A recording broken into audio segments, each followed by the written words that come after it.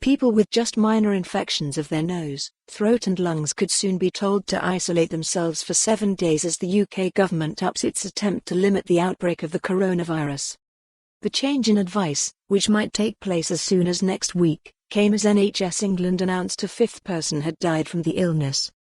As of 9 a.m. on Monday, there were 319 confirmed cases across the UK, a rise of 46 on the previous day.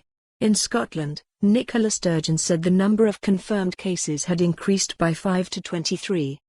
After taking part in Whitehall's Cobra emergency meeting, chaired by Boris Johnson, the First Minister suggested Scotland may be a few days behind some other parts of the UK in the severity of the outbreak, but, over time, I expect that to flatten out. As the coronavirus continued its spread across scores of countries, Israel announced that from Thursday all foreign visitors would have to self-quarantine for 14 days.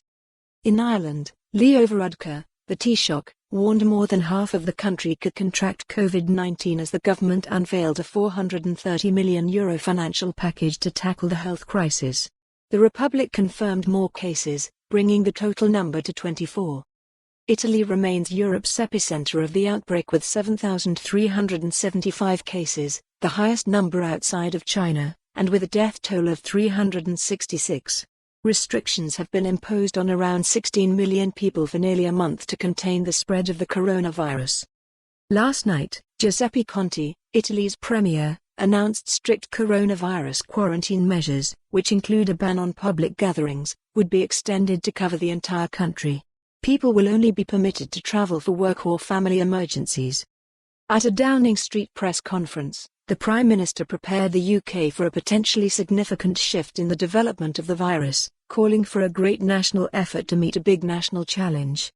Flanked by Professor Chris Whitty, the Chief Medical Advisor, and Sir Patrick Vallance, the Chief Scientific Advisor, he told reporters, "It is going to grow and become an even bigger national challenge, that is pretty obvious from where we are today."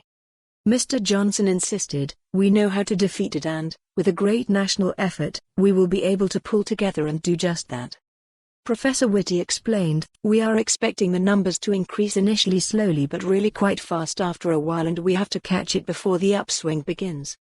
We are now very close to the time, probably within the next 10 to 14 days, when the modeling would imply we should move to a situation where we say everybody who has even minor respiratory tract infections or a fever should be self-isolating for 7 days afterwards."